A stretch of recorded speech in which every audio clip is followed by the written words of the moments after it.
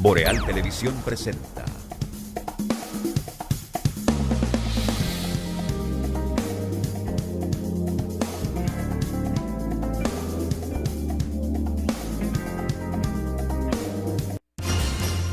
Y ahora, Realidad en Contexto, con el licenciado Julio Pérez Peña.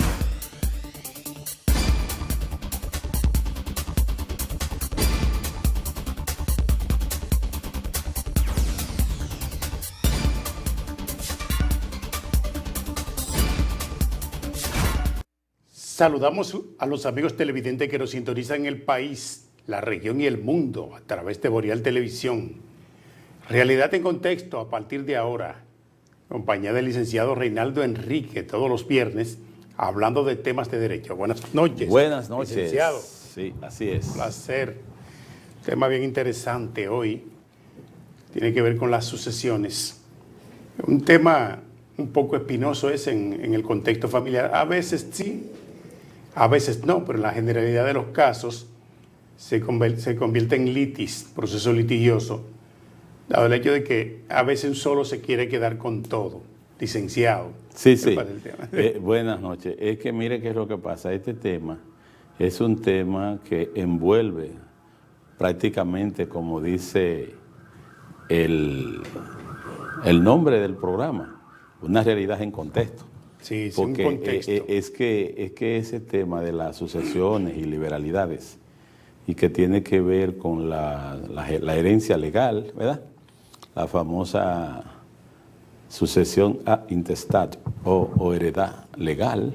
Eso es por testamento y cosas. Esa es la legal. La legal. Porque cuando es a intestat significa que es sin testamento. Ok. Ahora, cuando es testada, es con testamento. Perfecto. Pero cuando es intestada, de a intestat, es legal solamente. Entonces, hay mucha discusión.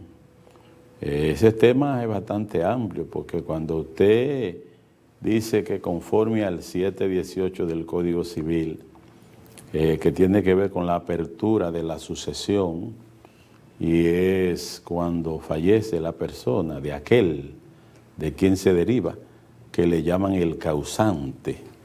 Entonces, cuando esa persona fallece, normalmente el tribunal apoderado es el del domicilio de donde ocurrió esa muerte, porque también es otro tema interesante. La persona puede ser de Higüey y fallecer en Santiago, y donde debe abrirse es en Santiago. Correcto. Conforme a los términos de nuestra norma civil y procesal civil. Entonces, ¿de qué es que se trata? Que cuando tenemos, por ejemplo, una sucesión, que también hay otro tema interesante, que son el tema de los conmorientes, que usted lo ha oído, también los indignos, los hijos de indignos, usted lo recuerda, también lo desheredado, y que cuando se trata de los conmorientes, para que haya esa capacidad de heredar, necesariamente se toman en cuenta tres aspectos interesantes, y uno de ellos son el hecho, el otro es la edad, y otro es la fuerza del sexo. Quizás de ahí es que hablan de una cierta discriminación, porque cuando fallecen entre 15 y 60, predominará en una parte de la edad, pero si son de sexo femenino la mayoría, predominará el que sea de sexo masculino. Es así, ojalá tengamos tiempo para abordar todos esos temas aquí en el programa Realidad en Contexto. Licenciado, se puede dar el caso de que uno de los propietarios de la masa sucesoral Sí. fallece, de la masa de bienes, fallece. Pero entonces, en diversas ocasiones, los hijos han querido solicitar que le entreguen lo que le corresponde en esa sucesión. En esa circunstancia, cuando fallece uno de los dos propietarios de esa masa de bienes, ¿se puede abrir la sucesión? ¿Se puede Fíjense, aperturar? cuando usted dice cuando fallece uno de los dos, Uno de los dos, se refiere a los padres. el padre o la madre. Bueno, si se Porque refiere, hay hijos que quieren reclamar sucesión. si resulta que hay digamos, un matrimonio y fallece, digamos, uno de ellos, prácticamente interviene una especie de doble liquidación, y es la ley que lo dice, porque esos descendientes tienen derecho a reclamar o a exigir esa sucesión, esa parte, esa alicuota parte Sí. sucesoral, porque si bien es que si se produce una doble liquidación y hay un copropietario como cónyuge superviviente y hay 2 o 3 hijos, digamos, esos hijos tienen derecho a reclamar la parte que le corresponde en ocasión del fallecimiento de su padre, si así fuese, ¿verdad? Si es en correlación a la madre, que fue la que falleció, pues evidentemente que será con relación a la madre, porque las personas no se heredan vivas.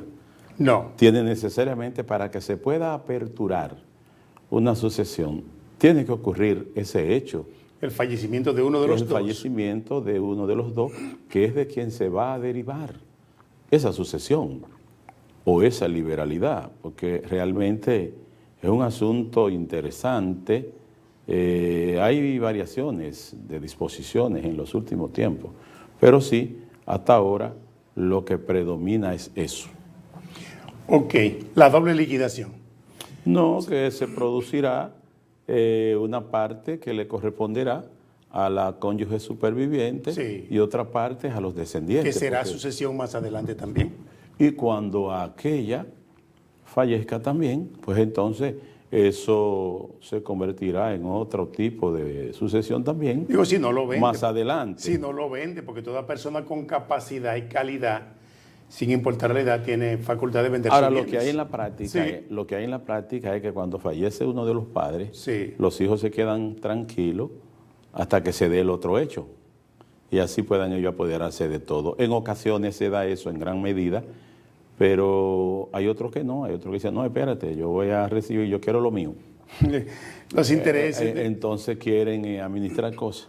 Este mundo Y así. evoluciona en términos de intereses, no del vínculo afectivo que pueda unir a una familia. Y se ha demostrado, a veces al otro día del entierro del decuyo, ya empieza la litis por los bienes y por lo que quedó. Sí, porque Sí. realmente genera interés. Genera intereses. Si hay bienes, digamos, porque si no hay, lo más probable es que haya desinterés.